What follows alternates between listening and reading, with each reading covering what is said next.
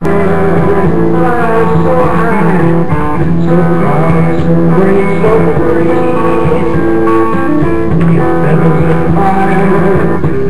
the sky, and your spirit is along with me. You made me stand by your hand. I see everything. The slightest of your motions can make the continents ring.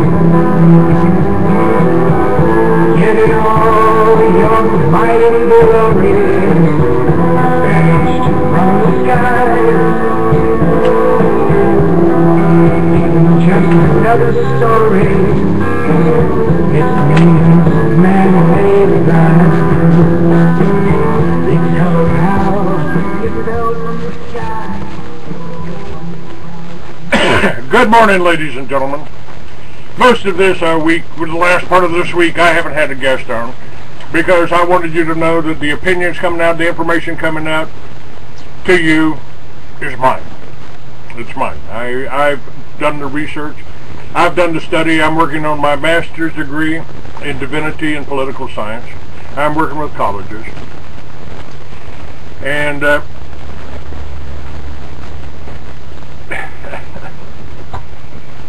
alright, good. Take care of these trolls, man. I don't even want to see them.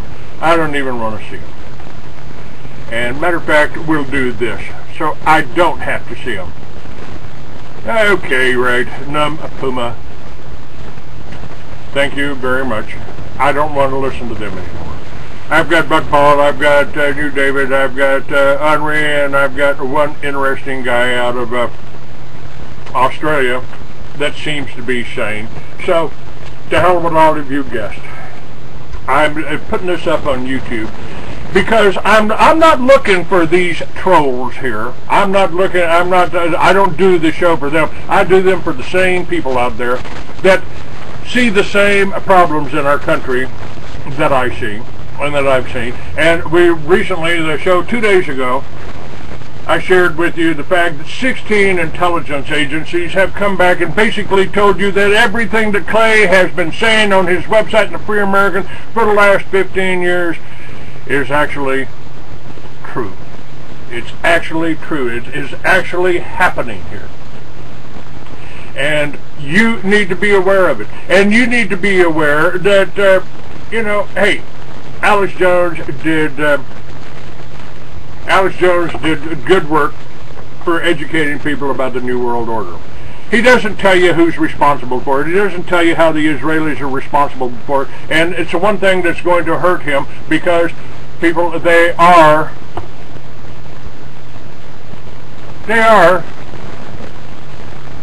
right in our face. Now, you don't have any real choice here. Republican presidential candidate Mitt Romney has got a new headache after he characterized the supporters of the rival candidate Barack Obama as government-dependent victims who dodge paying taxes. Mother Jones magazine website released a secretly filmed video showing Romney telling wealthy American donors that almost half of the U.S. voters, supporters of incumbent President Obama, are living off the government support and care and do not care for their lives. The leaked video was released only 50 days before the country's presidential election, where electoral observers believe all these happenings can worsen the situation for presidential candidates. Political experts in the U.S. who consider the video a significant setback for Romney, who was characterized by his political opponents as privileged and out of touch. Well, you see, this is what the Obama people, part of the New World Order, are using to keep the battle going on between the Republicans and Democrats. They're not telling you the truth about Romney, that it doesn't matter if he wins, Israel wins, because his Bain Capital owns Clear Channel. Bain Capital controls all of your talk show hosts, all of your mainstream Rush Limbaughs, all the people that just tell you just what you need to know. Put enough truth in there so that it's good propaganda. And they have you in a box. In a box. Now, Allison Weir, who's on my show many times, appeared on Press TV, one of the few places that would handle this, and she says that she's asked, in developments in the U.S., I'm sure you watched the Romney video, which has created some criticism. Maybe it has harmed his campaign, insensitive, out of touch, or simply speaking the cold, hard truth. Weir said, the first two, insensitive and out of touch. It's a shame that both candidates actually sort of raid off of the other half too often. Romney especially did that in this, and when he thought what he thought was a private conversation with funders, what he said was not true. I think if he spoke to a larger audience, he could, of course, would not have said that, but it was disturbing to see what he was saying to donors. And she's asked, what are your thoughts on the recent ads that features Israeli President Netanyahu? I don't know if you've seen it. It says the current administration, namely Obama, is soft on Iran, and its aim is obviously to promote Romney before his trip to Miami. Is it something that Israel has been accused of in terms of interference with the presidential race, especially this ad which makes it look like Netanyahu is also in the running? That's sort of true, Allison says. Yes, of course, it is interference in the presidential election. That is what is going on, but many people are missing the point that there's nothing new in that. Israel has been interfering in domestic politics from the very beginning of its existence. That is how it's gotten over $8 million per day of American tax money being sent to Israel, 10,000 times greater than the average amount of foreign aid that we send abroad. It is because it is an issue, domestic issue for American politicians, because major donors figures in the media are pro-Israel, and they're pandering to that. So Netanyahu's recent actions, which are especially outrageous, are part of this tradition, but most Americans are not really aware of, but is a primary factor in the elections in this country all the time. In national elections, in congressional elections, sometimes even in lower elections, Israel is a factor, and its attempt is usually successful to meddle in American politics. Now talk about a reality check. Press TV asked Allison. I thought that the reality check occurred, correct me if I'm wrong, after the Iraq war and then what preceded. We can talk about the war in Afghanistan. We can even talk about Libya. It could be a reality check. Look what happened there last week. What is the aim of getting the U.S. into wars? When we look at the perspective where the U.S. is preaching a democracy, it seems based on events that have happened in the past 2 weeks, this anger on this anti-Islam movie, not to mention the caricatures and cartoons that were published in France, it is not so much against the entities created rather than the United States and the administration. Allison Weir says, one thing I would like to correct from the previous speaker, although so much is said that has been said, I of course agree with a great deal of. I do not think we should categorize half the people in our country, which are Republicans, pretty much as saying they do not like people. I think Republicans, like most Democrats, do like people. I think the leadership has a certain line and panders to a certain approach, but I think many Republicans and many Democrats do like people. I think that there is a difference, of course, between those extremely offensive, truly despicable videos and now cartoons that have been showed. The video is outrageous to almost all of us. Everyone I talked to is outraged, and many of the people are not Muslims, but we're outraged at this kind of despicable video. It can be made. It is a freedom of speech, and it is an important principle most of us feel. Occupy movement, fortunately, has made many videos, and those are up on the public to see. So the equivalent is, yes, all of these groups can make videos, and some of them and do make some of them. Some are atrocious, and yet they're still there to be seen. The video is portrayed as being made by the U.S. I think that is a bit incorrect. It was not made by the U.S. It was made by one or two somewhat mysterious individuals. We know little of their background, of their funding. It is very disturbing that this has not surprisingly created enormous outrage in both the United States and the Middle East.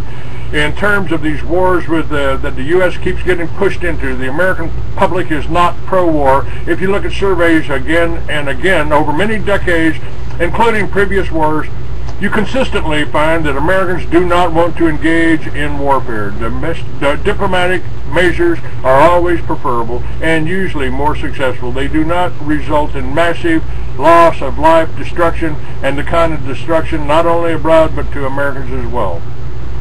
Certain powerful interests push wars. It is these powerful interests that push the wars that often fund the political campaigns in this country and other countries. Those need to be opposed and are being opposed. I do feel we have a real democracy in this country when enough people vote. Now, that is exactly what I'm doing, folks. If you donate to a Republican or Democrat, they donate your money, they give your money to the media company. I'm asking you to support me. I'm asking you to donate to me. I'm asking you to read the books that I've written with all of the research that I've done from interviewing thousands of people. I am a marketable product. I am not a criminal. I am not a terrorist. I care about the oath that I took. I am an oath keeper. And I'm proud to know and be associated with people like Sheriff Richard Max. And I am bringing you this information. Allison Weir can't get on CNN to give you this kind of information. And we want you to vote, but I don't want you voting for anybody. I don't want you voting for anybody that is working for a foreign country, a foreign government, or the bankers. The bankers are our main enemy. They use the Jews. They hide the Jews. Some of them are. Some of them are Christians, like, Romney. I mean, he's a Mormon. And, folks, he works for Israel. Obama works for Israel indirectly. Obama is the other side. He is the other side.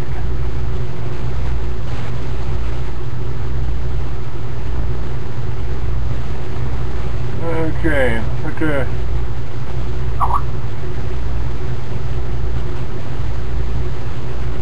All right.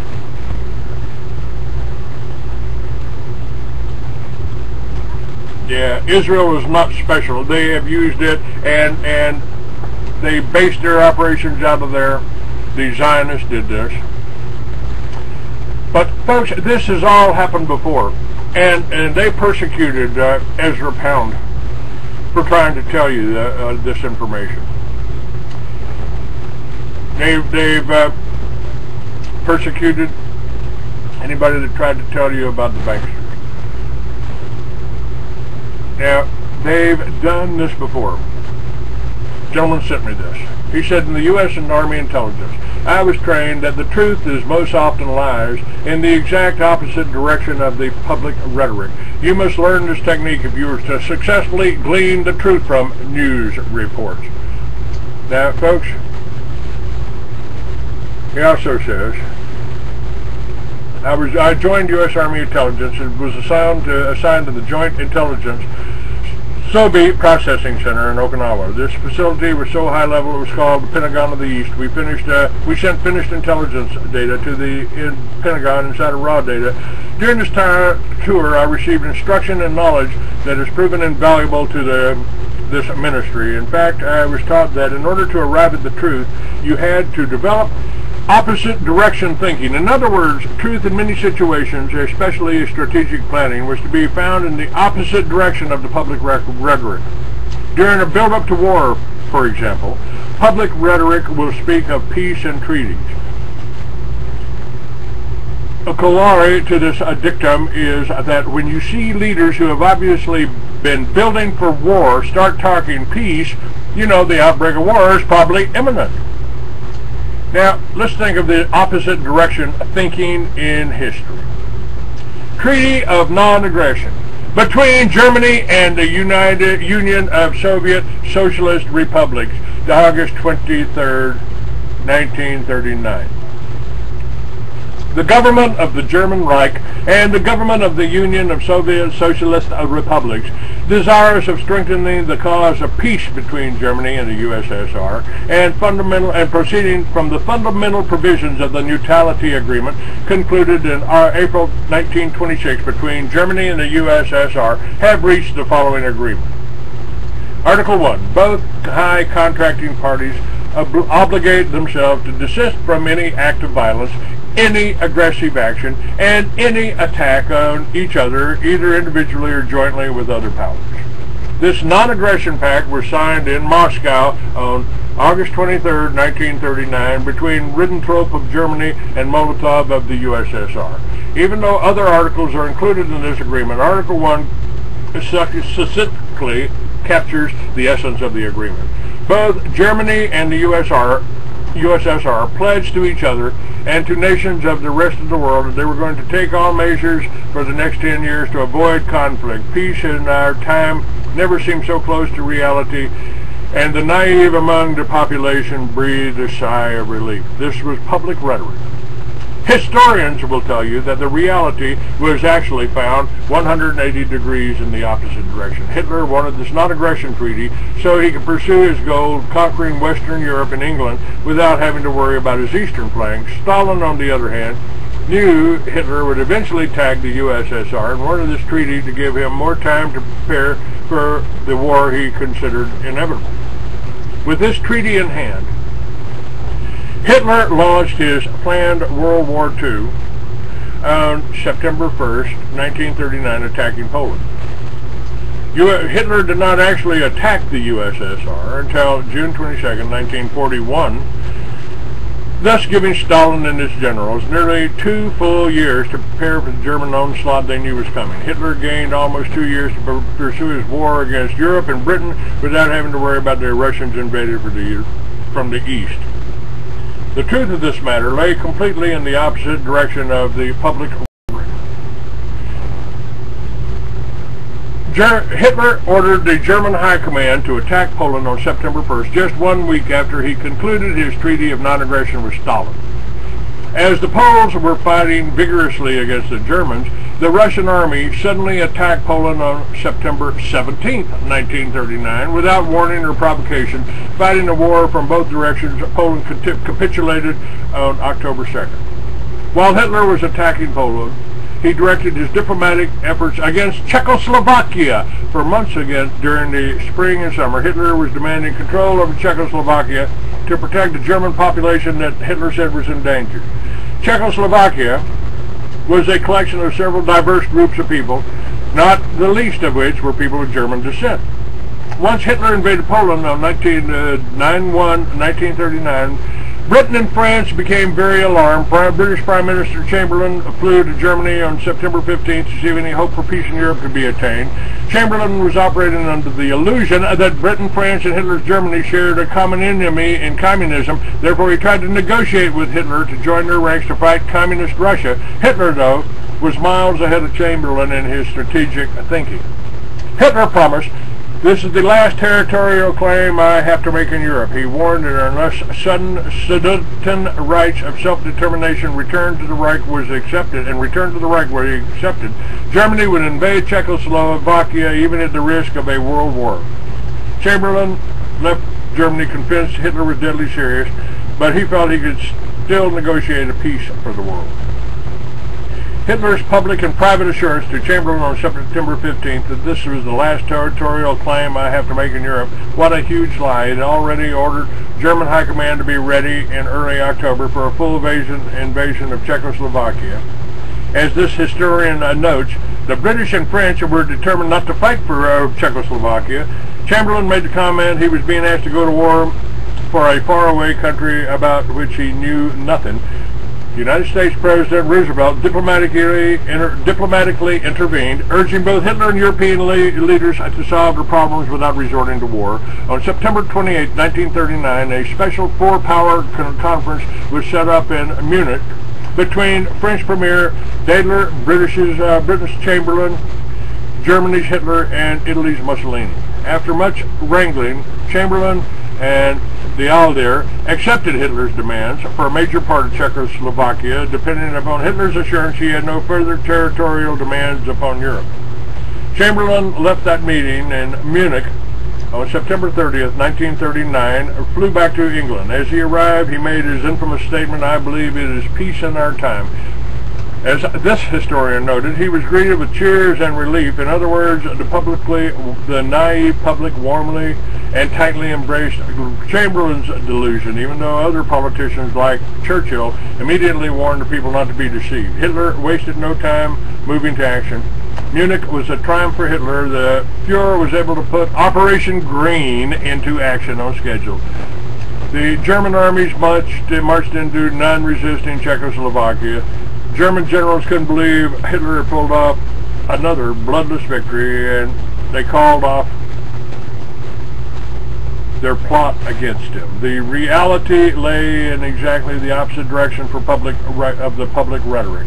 Hitler's historic example of this principle also gives rise to a corollary principle. When war preparations are evident and close to completion, leaders will suddenly start talking peace. Therefore, one of the clearest indications that military action may be close is when politicians and military leaders who have been observed making detailed war preparations suddenly begin speaking peace. With this in mind, as today's leaders from America and Israel are suddenly speaking peace when there's no peace on the horizon, we can conclude that perhaps military hostilities are imminent.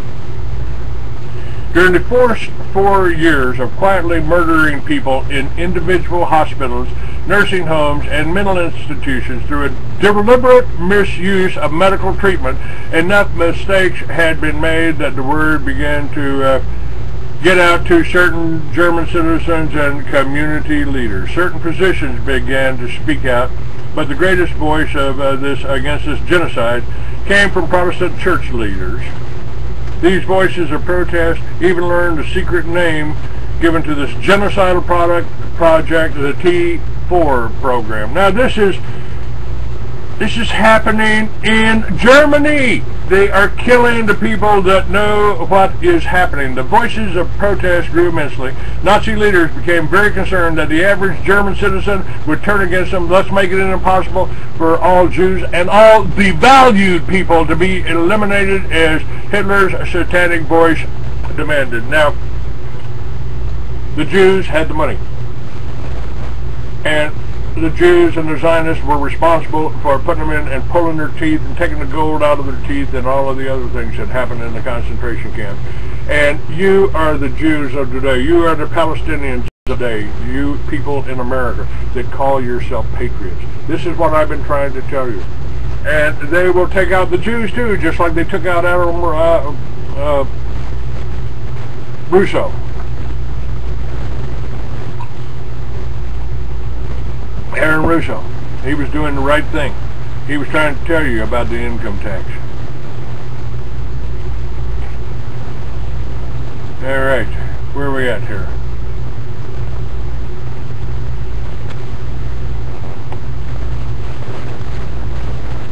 Alright.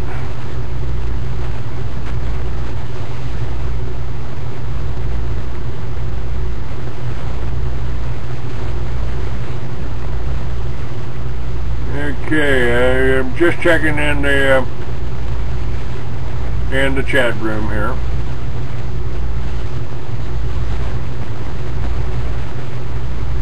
And yeah, that's it. In the chat room, they say one of the things, and this, folks, is really what we need to do. This is why I am so controversial.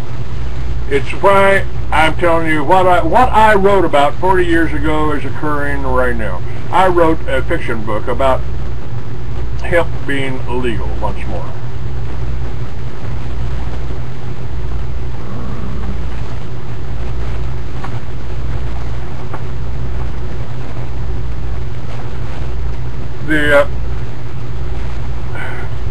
I wrote a book, and it will be coming up.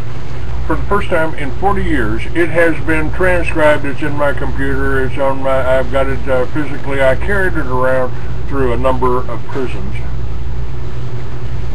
hospitals, and kept it intact. They tried to take it away from me. I didn't allow it. And it was about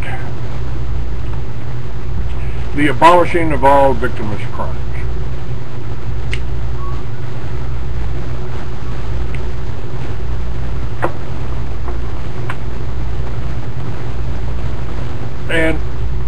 Common sense should tell you that. If a man with a badge can walk up and say, "What was that you just smoked? Was that tobacco, or was that hemp, or was that what was that? Is that some kind of herb? What kind of what? If they can do that, you live in a police state." Now, this is what I wrote about 40 years ago from a prison, doing time for something that you can walk down the street in California and do today. Now, folks, that is important, because the war on drugs is a war against you. They took away your most beneficial crop, and you haven't had access to it for your whole life. Now, what I've talked about in this video, in this part, I'll approach the cannabis issue soon, on the next issue, because there is one politician out there that understands. This is the same politician who was governor when I started the militias in New Mexico. Worked with him. Gary Johnson is a fine man. He's an athlete. He rode his bicycle, I rode the motorcycle. You know, we did all right. And as David says on my chat room here, David wants to run for president. He hemp and hydrogen in 2012. It's what it should be. It's what it should be. And I will talk in this next film here that'll be up on YouTube. I will talk about how that was part of the war on drugs. They put so many million of you into their judicial system. Some of you in some states, you may not even be able to own a gun anymore. You may not, the Second Amendment doesn't apply to you, but that's bullshit. And the same thing is bullshit about putting a law against a plant that the Bible calls the plant of renown. And it's why, you Republicans, I was at the Club Republican conventions. Oh, you got to stay away from Clay. You know, he smokes marijuana. He supports legalizing drugs. Damn right.